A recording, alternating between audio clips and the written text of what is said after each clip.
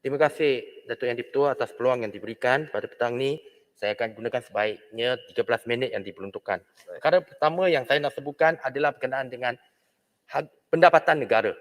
Sebab banyak kita tumpu kepada perbelanjaan, pendapatan juga penting. Kita adalah negara pengeluar minyak. Dan harga minyak dunia ketika ini, kalau kita tengok bulan Oktober, baru-baru ini, tahun ni, harga telah naik kepada USD 80 dolar. Berbanding dengan setahun yang lepas ketika pembentangan bajet untuk tahun 2021 hanya setakat 40 USD saja. Saya nak tanya, lonjakan yang sebegini yang pastinya akan membolehkan pendapatan negara berganda. Apakah bantuan yang kita boleh salurkan terus kepada rakyat juga akan berganda? Ini saya rasa persoalan pokok yang dinanti-nantikan oleh rakyat. Sebab apa saja pendapatan negara, kita kena bantu rakyat, disalurkan kepada rakyat. Saya nampak dalam pembentangan bajet oleh Yang Berhormat Menteri Kewangan, ada BKM, Bantuan Keluarga Malaysia. Saya harap BKM jangan setakat penjenamaan semula, di branding sahaja. Daripada asalnya BRIM, BSH, BPR dan hari ini BKM. Yang penting adalah bantuan yang perlu diberikan, perlu digandakan. Sebab apa? Bukan saja B40, bukan saja B40 hari ini yang terdesak. Minggu lepas saya dapat jawapan daripada JPM sendiri mengatakan 10% sekurang-kurangnya, lebih 10% golongan M40 hari ini pendapatannya telah menjunam dan termasuk dalam kategori B40 yang menyebabkan golongan M40 sendiri perlu diberikan bantuan yang secukupnya. Jadi saya mohon kementerian, khasnya MOF boleh mengkaji semula bantuan yang disenaraikan supaya boleh memberikan lebih kepada bantuan terus BKM kepada golongan B40 dan M40. Perkara kedua, Datuk Yang di-Pertua, yang saya nak sebutkan pada petang ni adalah berkenaan dengan pendapatan negara juga. FDI, di bawah MITI. FDI kita tahu, kita adalah negara membangun. FDI sangat mustahak untuk membolehkan keberlangsungan ekonomi kita dan kita adalah negara pengeluar produk sektor pembuatan. Dan ia perlu diteruskan. Kita perlukan suntikan ataupun dana FDI dari asing untuk membolehkan kita terus maju dan sektor perkilangan kita terus melakukan lonjakan di hadapan.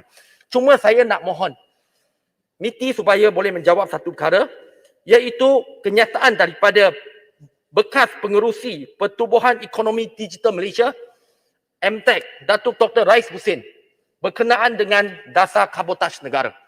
Disebabkan ada seorang menteri pengangkutan kita yang angkuh dan ego yang melaksanakan dasar ni. Datuk Dr. Rais Husin kata, kita ada potensi kehilangan pelaburan 12 bilion dari 12 hingga 15 bilion pelaburan asing. Ia satu pelaburan yang besar yang boleh membantu kita menjanakan sektor ekonomi kita, yang menjanakan atau melonjakkan pembangunan digital kita. Kenapa dilaksanakan dasar ni? Saya tak mau Menteri Pengangkutan jawab, tak guna beliau jawab. Beliau dapat soalan, tak mau mengaku salah. Saya mohon Menteri MITI supaya menjawab sebab ia penting. Ia boleh menjanakan pendapatan untuk negara. Kutipan teks kita akan meningkat. Jadi ia sangat penting. Jangan dasar kabotase negara akhirnya disebabkan oleh kesilapan seorang menteri, ia menjadi dasar sabotase negara. Itu sangat-sangat mendukacitakan rakyat Malaysia. Datuk Yang di-Pertua, perkara ketiga yang saya nak sebutkan adalah berkenaan dengan KDN. Pada 1 hari bulan November yang lepas, saya telah menerima jawapan daripada KDN berkenaan dengan isu kanak-kanak yang ayahnya adalah warga negara Malaysia, ibunya warga asing, dan ibu dan ayah kanak-kanak tersebut hanya mendaftarkan perkahwinan mereka selepas anak ini dilahirkan. Yalah, mungkin ayah dia silap dan sebagainya. Tetapi anak ini bukan warga negara Malaysia. Saya dalam soalan tersebut, saya menyatakan bahawa kenapa kita tak boleh menggunakan laporan DNA Jabatan Kimia sendiri untuk mengesahkan kewarganegaraan untuk anak ni. Jawapan yang saya terima mengecewakan, iaitu mengatakan bahawa laporan DNA daripada Jabatan Kimia hanya sebagai dokumen sokongan yang mengesahkan pertalian saudara sahaja. Itu saja, tak boleh dijadikan bukti konklusif. Saya nak mohon supaya KDN menyemak semula jawapan ni. Sebab banyak kes.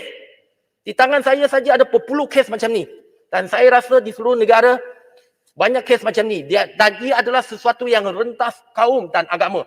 Dan kita perlu berikan keadilan, hak yang sepatutnya kepada kanak-kanak tersebut. Mereka tidak berdosa, mereka tidak bersalah. Janganlah disebabkan kesilapan ayah mereka, anak terpaksa menanggung dosa. Perkara keempat, Datuk Yang Di-Pertua, berkenaan dengan KKM. Ketika pandemik COVID, inilah kementerian yang menjadi tumpuan. Inilah kementerian yang kita memberikan tanggungjawab dan dibebankan dengan tanggungjawab. Tapi apa yang saya nampak? Rekod menunjukkan bahawa perbelanjaan sebenar pembangunan untuk KKM pada tahun 2018 adalah 1.5 bilion. 2019 1.7 bilion. Tahun lepas 3.8 bilion. Lonjakan lebih 100%. Ia adalah lonjakan yang tak pernah berlaku. Dan kita tahu sebab dia pandemik COVID.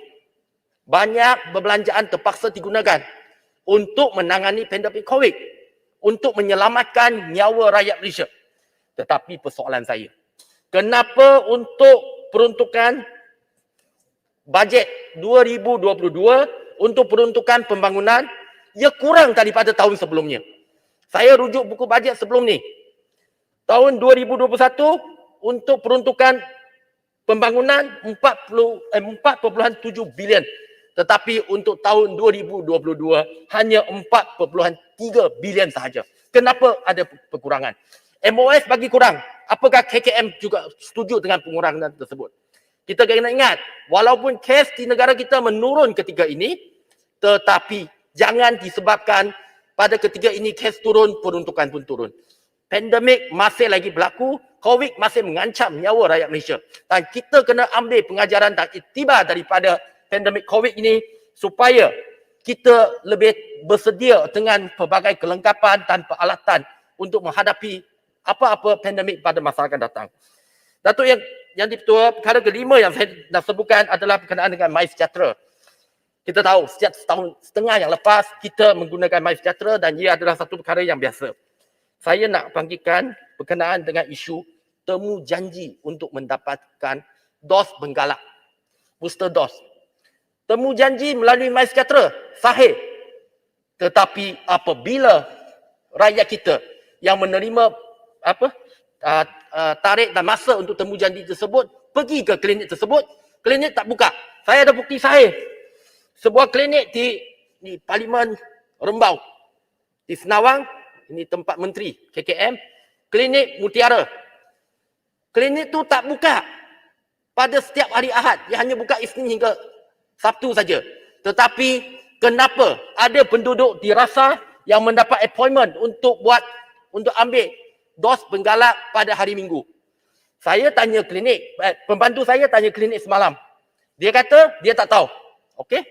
Pada semalam juga dalam soalan tambahan saya tanya Yang Berhormat Timbalan Menteri KKM 1, beliau jawab klinik yang sepatutnya maklumkan kepada individu tersebut supaya hadir pada tarikh lain. Jadi siapa yang kena bertanggungjawab? Saya rasa ini bukan cara dia. Sebab sekarang ni, golongan sasar yang akan menerima dos penggalak ni adalah sama ada golongan warga emas ataupun OKU. Kalau kita buat kerja macam ni, mereka hadir, klinik tutup, apa masalah dia? Rakyat yang susah, menyusahkan rakyat. Kita bukan nak selamatkan rakyat. Kita memberikan risiko, mengakibatkan risiko yang lebih tinggi dan menyusahkan rakyat. Saya mohon satu jawapan daripada KKM, kenapa perkara seperti ini boleh berlaku. Seterusnya, perkara ke-6, KKM juga. Dalam teks ucapan Yang Berhormat Menteri Kewangan ada menyatakan bahawa akan memantapkan pengurusan penyakit jarang jumpa. Saya menyambut baik ayat ni. Cuma saya nak tahu, dan Persatuan Lysosoma Malaysia nak tahu, berapakah peruntukan untuk penyakit jarang jumpa rare diseases ini. Saya tahu kos dia tinggi. Tetapi jangan kita pinggirkan pesakit-pesakit yang memerlukan bantuan kerajaan. Saya masih ingat Yang Berhormat Bagan menjadi Menteri Kewangan dulu, beliau sebutkan dengan jelas. Jadi saya mohon, Timbalan Menteri satu ada sini, boleh ketika penggulungan nanti berikan jawapan, berapakah peruntukan kerajaan untuk penyakit jarang jumpa rare diseases. Datuk Yang Di-Pertua, perkara ke-7 yang saya nak sebutkan, ini berkenaan dengan pengumuman oleh Yang Amat Berhormat Perdana Menteri kita yang bertarikh pada 19 September, hampir 2 bulan dulu, yang mengatakan bahawa kerajaan memperuntukkan 471.6 juta untuk memberikan pakej penjagaan COVID-19 PPC kepada 3.6 juta keluarga B40 di seluruh negara. Saya menyambut baik, saya mengalu-alukan. Ini satu inisiatif untuk rakyat menjaga kesihatan diri sendiri. Sangat baik, sangat menggalakkan. Tetapi sehingga hari ini, bagaimanakah pengagihan, mekanisme pengagihan kit tersebut? Dia termasuk 4 perkara. 4 pelitup muka, 4 kit ujian kendiri, 1 oximeter, 1 termometer. Semuanya baik. Macam mana? Saya tanya, saya dari Negeri Sembilan, saya tanya Esko Kebajikan, beliau tak tahu. Tanya pengarah kebajikan, tak tahu. Apakah Negeri Sembilan terkecuali? Saya rasa tidak. Cuma bagaimanakah mekanismenya? Saya cadangkan pada petang ni supaya dibuat macam paku makanan dulu. Melalui pejabat ahli parlimen di ke semua 222 kawasan parlimen dengan senarainya daripada pihak agensi yang terbabit supaya semua keluarga B40 di seluruh negara mendapat manfaatnya. Datuk Yang di-Pertua, perkara seterusnya, perkara ke-8 yang saya nak sebutkan berkenaan dengan KPM. Ini adalah kementerian yang mendapat bajet ataupun peruntukan paling tinggi. Saya menyambut baik bantuan awal persekolahan dinaikkan 100 ke RM150. Ya, betul. Kita perlukannya. Cuma saya mohon satu saja. Jangan disebabkan sesi persekolahan baru untuk tahun 2022 bermula Mac dan peruntukan ini turun bulan Mac. Kalau boleh turun bulan Januari supaya ibu bapa untuk anak-anak yang berjumlah 3 juta murid yang layak mendapat manfaat ini boleh membuat persediaan untuk menghadapi sesi persekolahan baru pada bulan Januari. Sebab ini kita nak bantu mereka supaya buat persediaan sebelum sesi persekolahan. Seterusnya di bawah KPM juga, inisiatif peranti siswa keluarga Malaysia khas untuk golongan siswi B40 di IPT. Dikatakan 600,000 siswa akan dapat, saya nak tanya bila. Jangan macam kes berulang macam tahun lepas ketika Menteri Kewangan membentangkan bajet kata 150,000 peranti untuk pelajar sekolah. Akhirnya ambil masa setahun untuk diagihkan. Ini 600,000. Apakah akan ambil masa 4 tahun?